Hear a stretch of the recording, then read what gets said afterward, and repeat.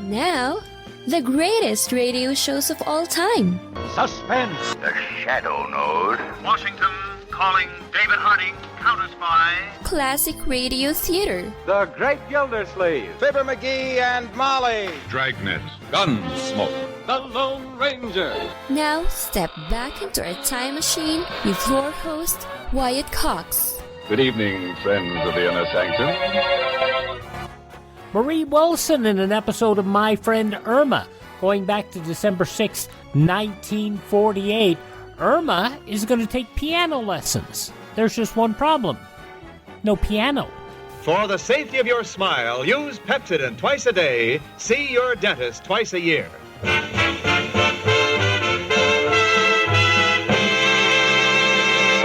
Lever Brothers Company presents the Pepsodent show, My Friend Irma. Created by Cy Howard and starring Marie Wilson as Irma with Joan Banks as Jane.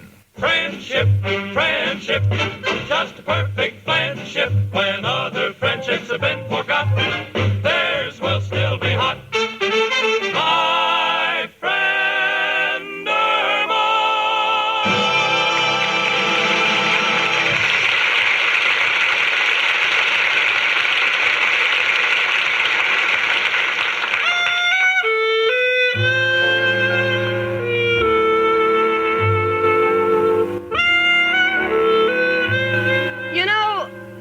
When you pick out a roommate, try and find someone with the same taste. Well, I live with Irma Peterson, and she definitely has the same taste as I. When I want to take a bath, she's in the tub. When I want to put on my best nylons, she's got them on. And when I want to write a check on our joint account, she's already taken the money out.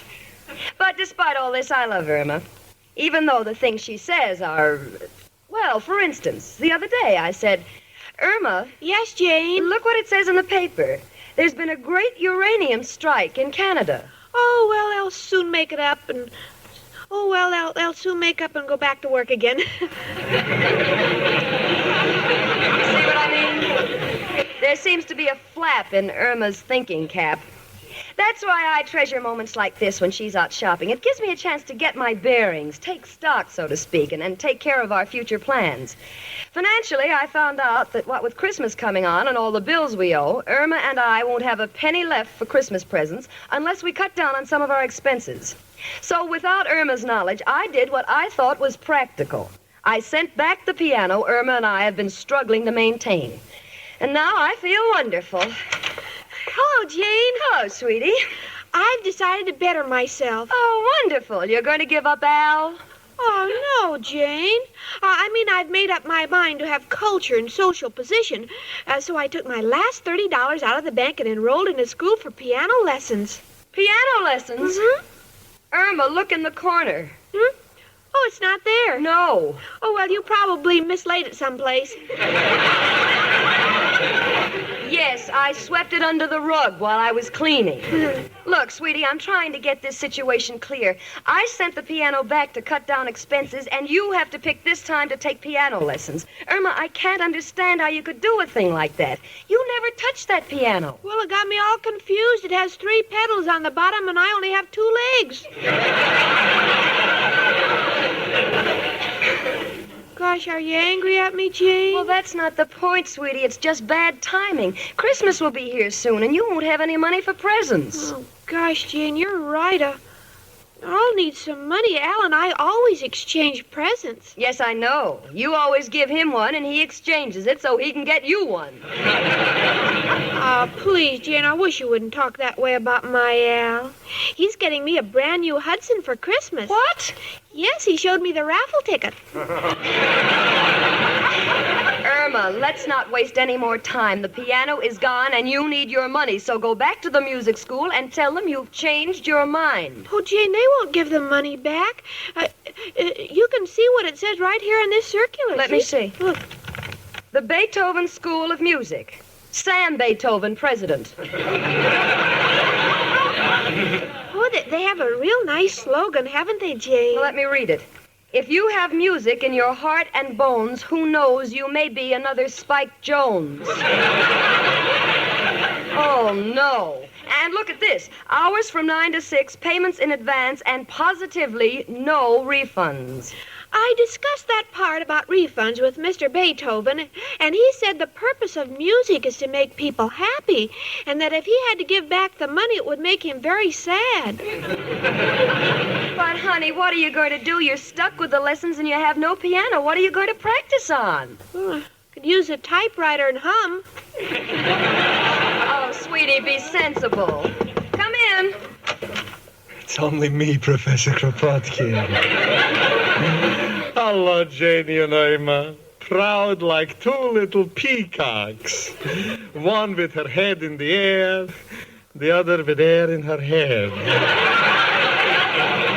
Why, Professor? Oh, excuse me, Jenny. A little joke I found on a package of birdseed. Girls, I was wondering, could I borrow some wire to hang up a picture of Mrs. O'Reilly in my room? Well, surely, but why the sudden affection for Mrs. O'Reilly? Doctor's orders. Doctor's orders? Yeah. He put me on a diet, and her picture is the only thing that will spoil my appetite.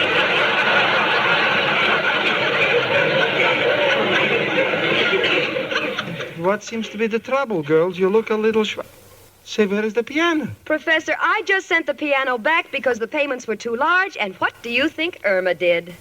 Signed up for piano lessons. How did you guess? I figured for Irma to be a logical step.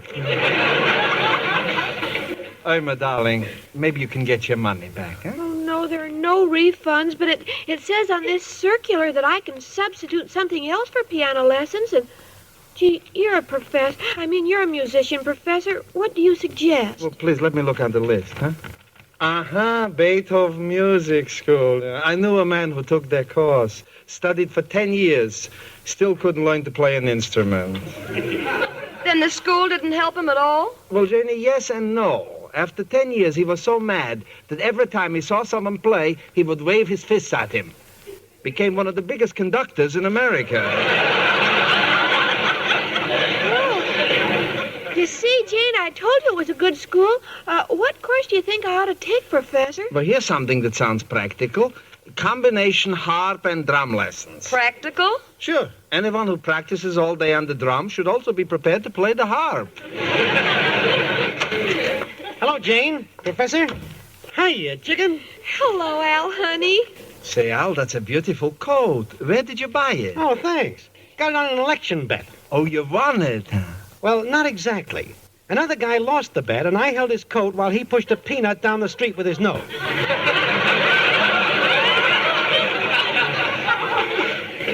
Poor man, he didn't see the traffic signal turn green.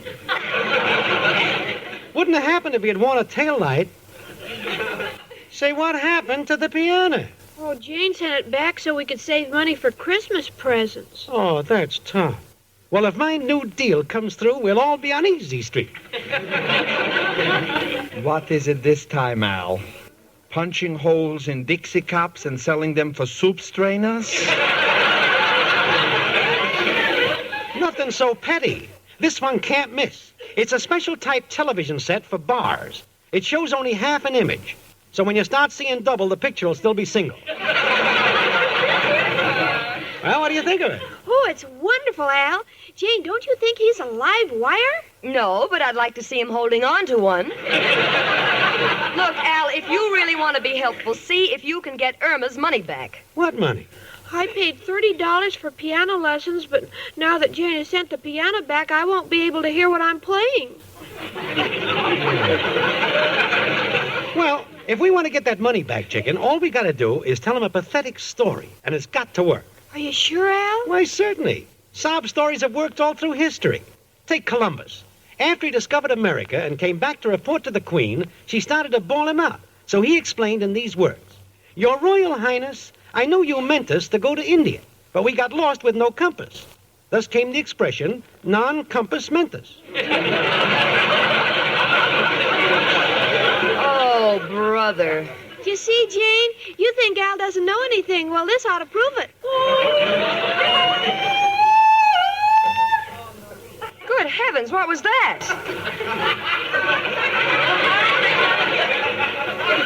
That's Mrs. O'Reilly.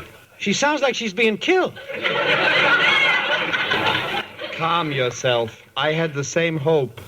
But she's only singing. And she won't tell me why. She must be right outside. Come in. Hello, everybody. Well, Mrs. O'Reilly, why the sudden burst of song? Why, don't you know it's almost the singing contest? The community center around the corner gives a $50 prize to the winner. That's right. It's 72nd Street versus 73rd Street. And since it's a friendly affair, I'm entering the contest. Mrs. O'Reilly, you are entering the contest? And why not? Look, Mrs. O'Reilly, just because you are built like the sextet from Lucia don't mean you can sing like that.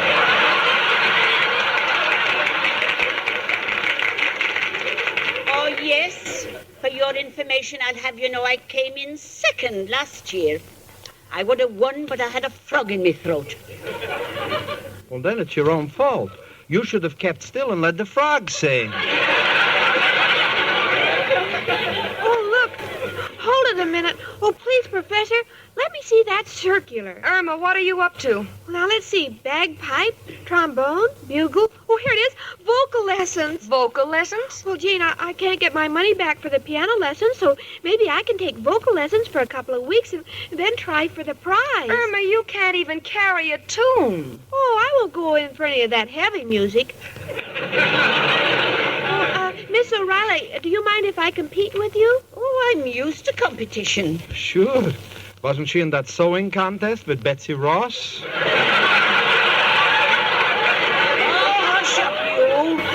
You know, Jane, I think Chicken's got a great idea. Well, I suppose the money is lost anyway, so no harm can come from her trying. Oh, thank you, Jane, and I'm going to try very hard, and you can't tell what'll happen. Oh, this is exciting. Wouldn't it be terrific if Chicken turned out to be a female Caruso? Yes, Al, and then you'll be my man Friday.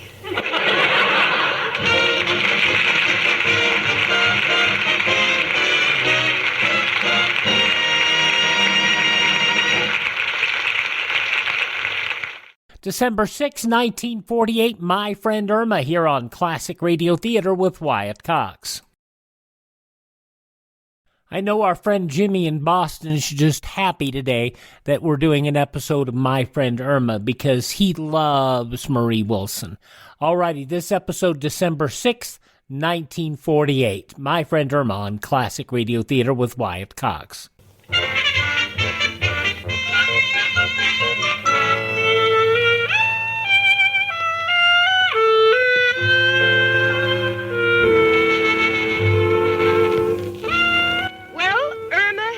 Her first vocal lessons. How is she doing? I'll tell you. Never has anything so horrible come out of a mouth so pretty. You know, they say when most good singers sing, the glasses vibrate. But when Irma sings, you get the feeling the glasses are trying to run back into the cupboard. Deep in my heart, I know she hasn't got a chance to win the contest, and the money she gave the Beethoven Music School is down the drain, but there's always a chance that the judge of the contest may have worked at Atlantic City and will declare Irma the winner because she has the nicest legs. Which gives me the thought that if Irma were a cricket and would rub her legs together, she'd make better music than she does with her voice. Uh-oh, there she goes again. Do, re, mi, fa, sol, la, ti, do. Do, ti, la, sol, fa, mi, re, do. Gee, aren't those lyrics pretty, Jane? Irma, are you sure this is what you want to do? Oh, this song is my practice number. I can pick any song I want to for the audition. I may even sing an operatic number. Opera? Do you know any? My favorite is Laugh, Clown, Laugh from the opera Parcheesi. Parcheesi. Oh, yes, that must be Italian for Pagliacci.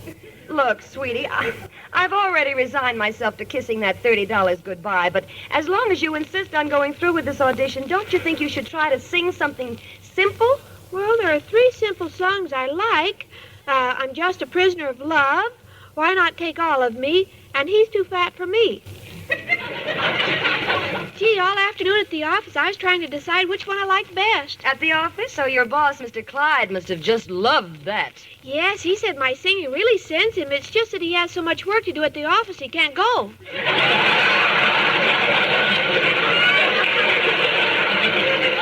Oh, Irma, Irma, why don't you just forget this whole thing? Oh, no, Jane, I'm sure I can sing. Don't forget they laughed at another singer, but now he's a millionaire. What singer are you talking about? The one who sells all those sewing machines.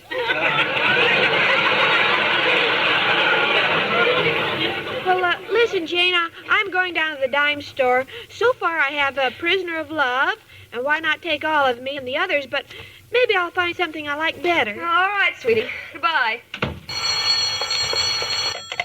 Hello. Who? The community center? Oh, yes, Mr. Sterling. What?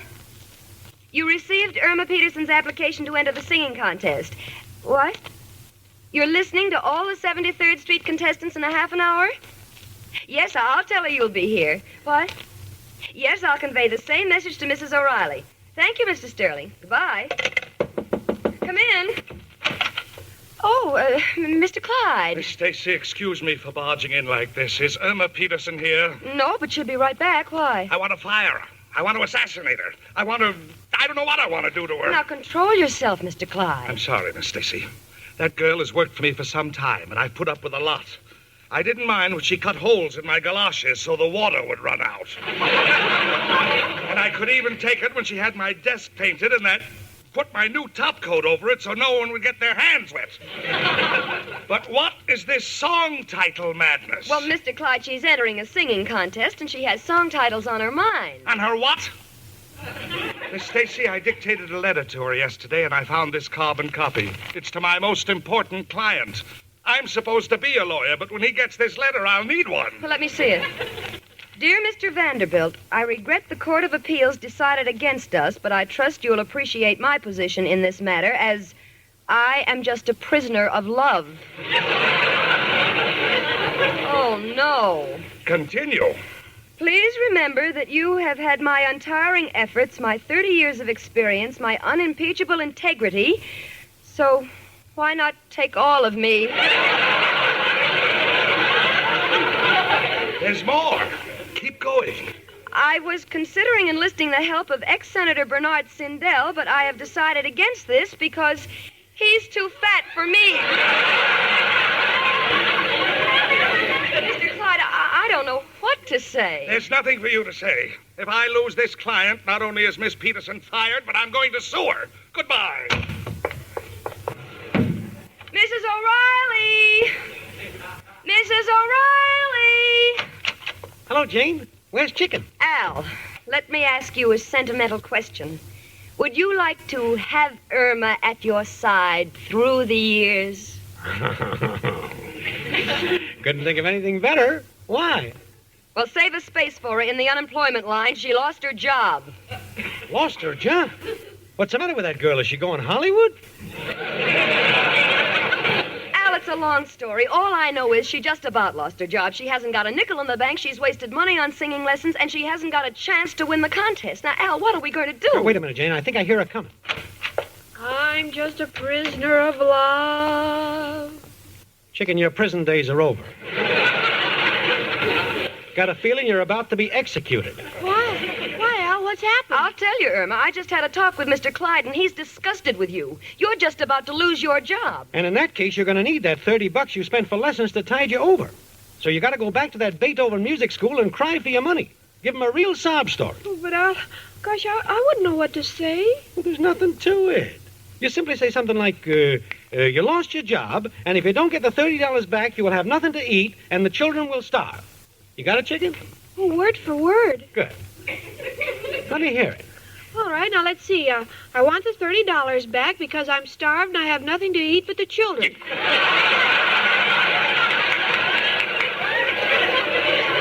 Hold it, Chicken. You got the right words, but they sound like they went through the Mixmaster. Oh, Al, you know she won't get it right. Besides, there are no refunds. Yes, and I'm determined to go through with the contest. Okay, Chicken, when our backs are against the wall and there ain't no time to stall, there's only one man to call. Who, Al? Who else but... Hello, Joe. Got a problem. Irma is entering a contest in the community center. How can I make sure she wins when she sings? Huh? You don't like people who sing? Well, why not, Joe? Uh-huh. Uh-huh. Uh-huh. Mm-hmm. Your brother did some singing to the district attorney, and they almost tracked your whole gang. Can understand your point. So I guess you can't help us, but thanks for the effort, and goodbye, noble friend. Come in.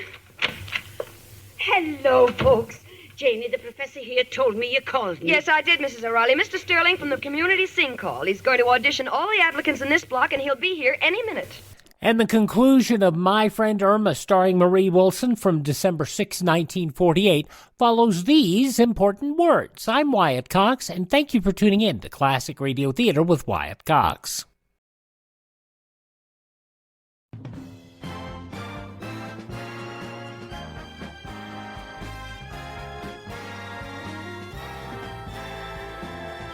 You're in tune with Classic Radio Theater with Wyatt Cox and an episode of My Friend Irma. The conclusion now from December 6th, 1948.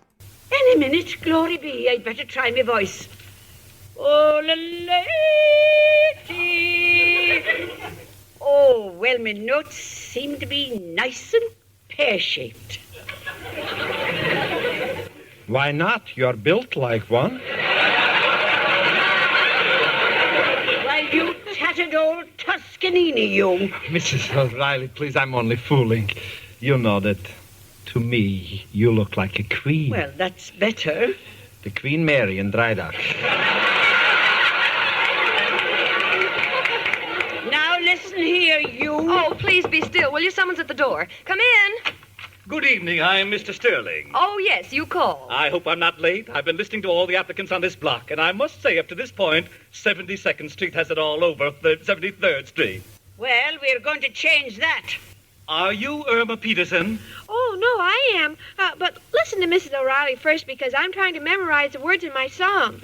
All right, Mrs. O'Reilly, what are you going to sing? Well, I was going to sing a little Welsh number called Lost in the Wilderness. Inspired by a visit to my room. But instead I'll sing The Last Rose of Summer. Let's hear it. Well, here we go. Ready, Professor? Ready. 'Tis the last rose of summer left blooming alone. All her lovely companions are faded and gone.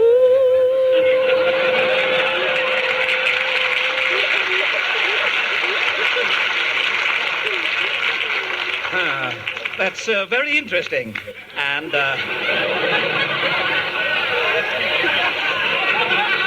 now, Miss Peterson, what are you going to sing? Well, I was going to sing I'm Just a Prisoner of Love, but I forgot the words, so I'll sing Onesie Twosie, because any child can remember that. I'll accompany you, my darling. You ready? 1, 2. Onesie Twosie, I'll kiss yousie. Hey, Jane, what comes after Twosie? Try threesie. Threesie? Jane, are you sure it's threesie? Yes, didn't you just sing twoosie? Yes, but I thought Wednesday came after Tuesday. If you don't mind, Miss Peterson, I'll come back when you know what day it is. Goodbye. No, don't cry, Irma, darling. Well, she's got plenty to cry about. She spent her last $30. She's out of the contest. And to make things simply adorable, she's lost her job. But don't forget, she still got me. That still leaves the score 0-0. This is the blackest day of my life. Oh, you always say that. Well, this is really dark black. Come in. Oh, it's you, Mr. Clyde. Look, Miss Peterson, I'm a square-dealing man, and I always say what's on my mind. That letter you sent to our client who lost $50,000 in that case yesterday. Yes? Well, he just called me. He said he laughed at your letter so much he forgot his losses and gave me another case. What? And to show my appreciation, you're rehired, and here's a $50 bonus. Oh, I'm so happy I could sing. You do, and I'll take back the money.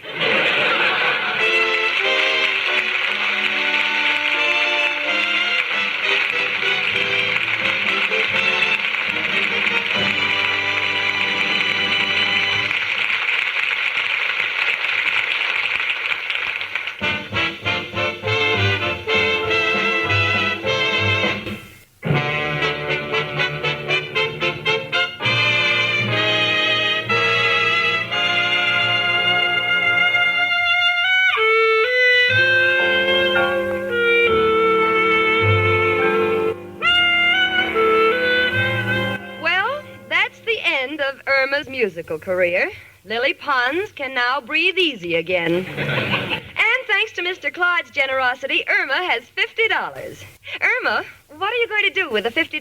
Oh, I think we ought to get the piano back. I need it. Honey, you never touched the piano. What do you mean you need it? Well, every time Al kissed me, I used to lean against the piano. Now I'm liable to fall out the window. And you know something? She may fall out of the window head first, but believe me, she'll land on her feet if I know my friend Irma.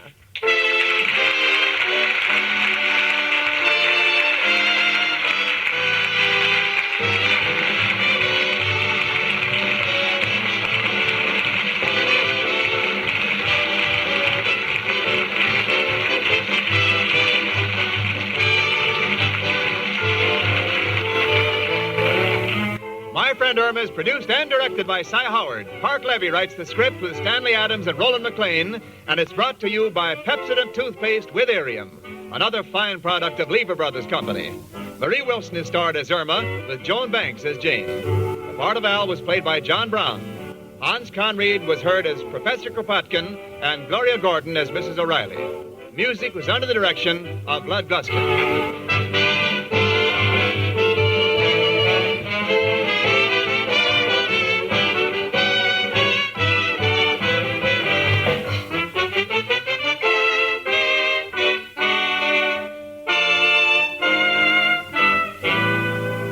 What a cast. December 6, 1948, My Friend Irma on Classic Radio Theater with Wyatt Cox.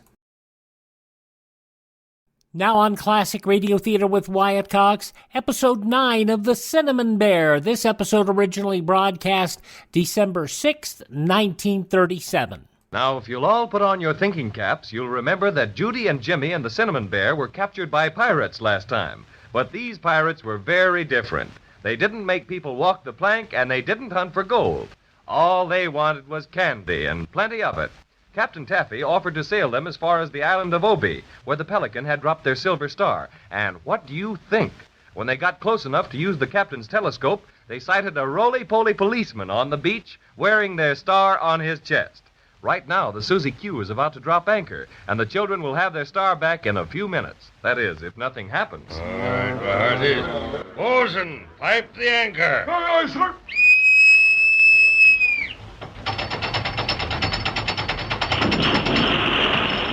Well, my friend, it's been a pleasure to have your company aboard the good ship Susie Q. Gee, we sure had lots of fun, Captain Taffy. That's what I say, too.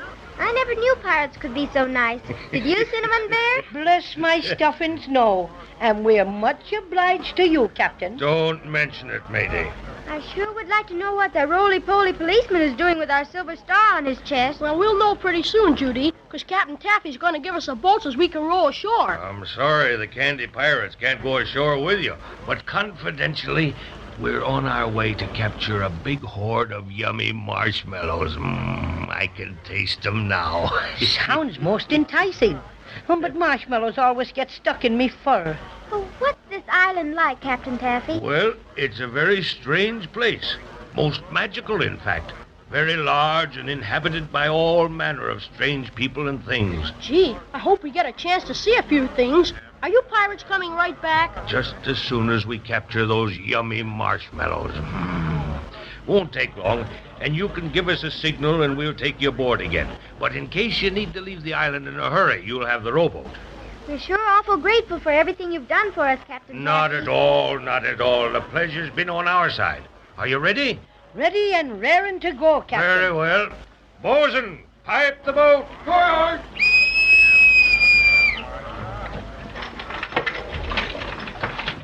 Yeah, you better let me help you in. There you are, young lady. Gee, this is going to be fun. All snug as a bug in a rug, eh? Lower away. Goodbye, Captain Taffy. Thanks a million. Much obliged indeed. Cast off the line. Goodbye, mateys, and good luck.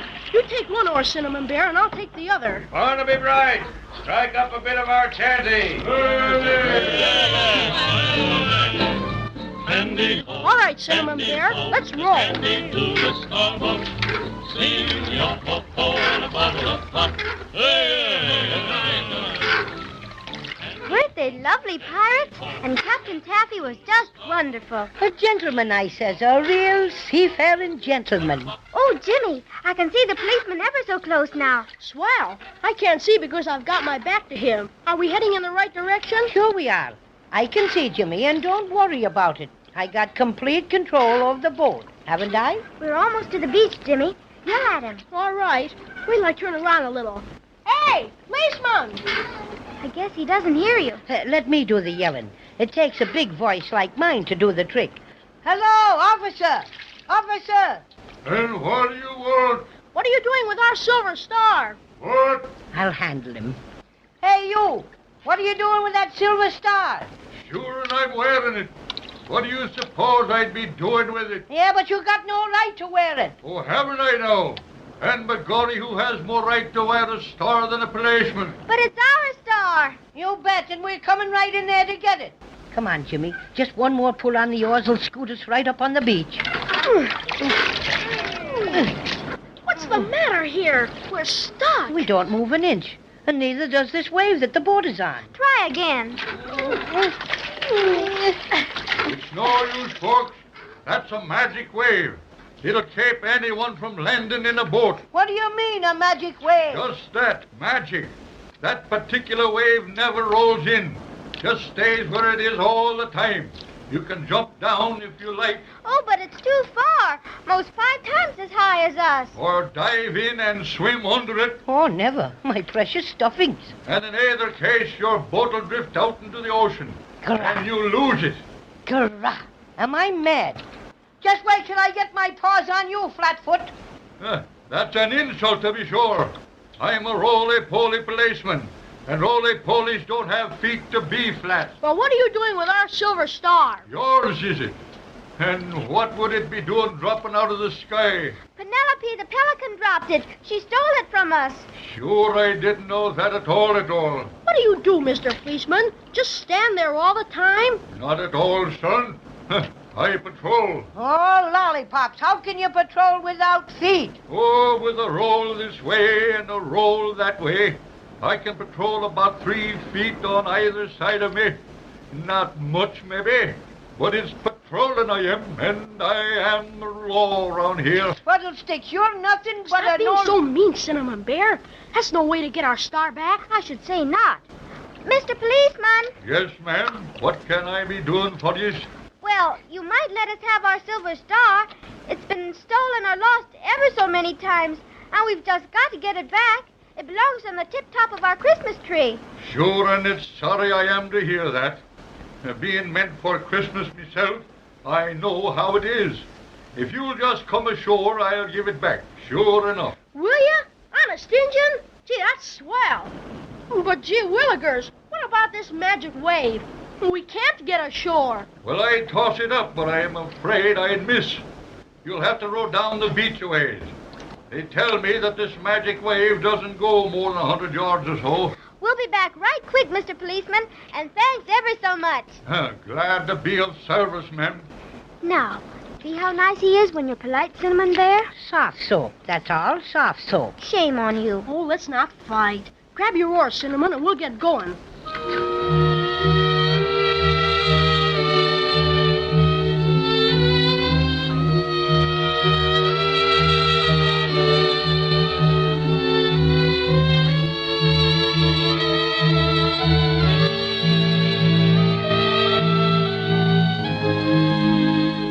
We sure made that in a hurry, didn't we? Do you think the boat will be safe there, Cinnamon Bear? Sure. I fixed it, didn't I? Come on, let's hurry and get back to the policeman. We'll hurry as fast as we can, Jimmy. The sand is awful hard to walk fast in. Yeah, my cinnamon paws sink down in it. You know what? I was just thinking about the crazy quilt dragon. I wonder what happened to him. I wonder. Too bad the pirates didn't take him on board. He sure turned out to be a good guy, saving us from those bad Incaboos and everything. Huh. Maybe you think Crazy Quilt's a better friend than I am, huh? Oh, no, Cinnamon Bear. You're a really, truly friend. Do you think so? Look, we've almost reached the policeman. He's got his back to us. Hey, Mr. Policeman! Louder, Judy. Just a second till I get my breath. Yoo-hoo! Mr. Policeman! He's turning around. Hello! Here we are. Jimmy! the silver star on. Mr. Policeman, where's our star? Well, I guess your friend didn't find you yet. What friend? Well, the one I gave your star to. What do you mean? Did someone say you were to give it to him? He did that, and very polite he was, too. My goodness, who could that be? He swam through the magic waves shortly after you started down the beach. First, I wasn't going to give it to him, the star to him, but he told me you were coming right back for it. But he said he knew all about it. What? And that you told him to pick it up. Jiminy Crickets. Who was it? Faith, I don't know his name, but he was a dragon and looked a lot like a crazy quilt. Gurrah! Am I ferocious? That crazy quilt dragon, up to his old tricks again. Oh, dear, whatever will we do? Well, first off, I'm going to push this fat-headed policeman in the tummy. Oh, don't, Cinnamon Bear. I got to. It's a point of honor. Watch out, Flatfoot. Here I come. I'll push you flat on your back. That's what. There. And let that be the lesson. Willikers! The policeman popped right back up again and knocked Cinnamon Bear out. That's what happens to feisty fellows who forget to remember that when you push over a Roly Poly, he comes right back up. Kawowie. Poor Cinnamon. Call me early, Mother dear. Call me early. Shake him, Jimmy. He's coming too. Wake up, Cinnamon Bear. Oh, my poor stuffing. Where's that policeman? I'd tear him limb from limb. Now, just be quiet. You've had enough. Which way did the crazy quill dragon go, Mr. Policeman? Well, I didn't watch him careful like, not being quick to turn around. But I think he headed straight up the beach that way. Funny, too. Just happened to think now. That'd be the wrong direction if he wanted to catch up with you. Faith, and I bet he was running away. Why, you... Stop it, Cinnamon Bear. We've got no time to fight. Come on. We'll have to go like the very Dickens to catch up with Crazy Quilt. All right, but I'd sure like to take another poke at that celluloid so-and-so. I'd sock him. Hurry, Cinnamon Bear, hurry. Gee, I can't see a thing ahead of us. Nothing but sand and sand and sand. Well, seeing as how you wouldn't let me show you how to finish that pesky policeman, I'll show you how to catch Crazy Quilt. Come on, I'll lead the way. Look at him go, Jimmy. I'll say, I never saw him Jimmy, what's happened to him? Gee, I don't know. He was running right there ahead of us, and then all of a sudden... He just disappeared.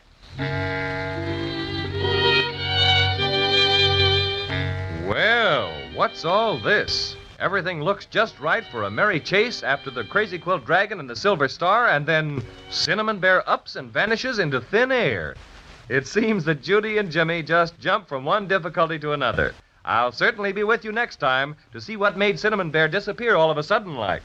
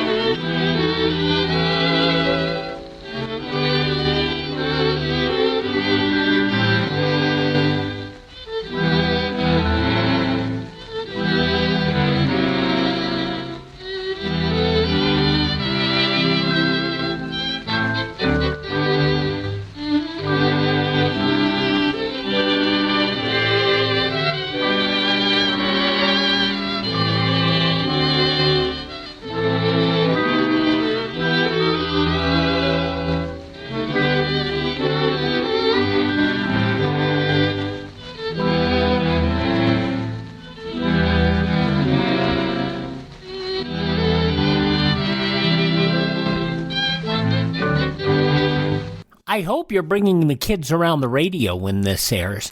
The Cinnamon Bear. December 6th, 1937 here on Classic Radio Theater with Wyatt Cox. If you want to get the full collection to play for your kids, you can get them at radiomemories.com. Tell Ted I sent you by radiomemories.com.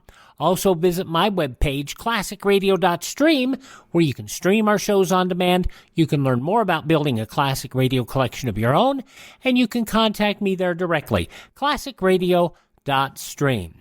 Thank you so much for making us a part of your day. Would you tell your friends the great radio shows are right here at this spot on the dial? Classic Radio with Theater with Wyatt Cox. We thank this station, we thank their advertisers, and we thank you. By the way, the Buy Me a Coffee function at classicradio.stream, that helps us expand our collection of programs and helps maintain our distribution channels. We greatly appreciate it. classicradio.stream. Thank you for tuning in, and tell all your friends the great radio shows are right here at this spot on the dial. Classic Radio Theater with Wyatt Cox on your favorite radio station.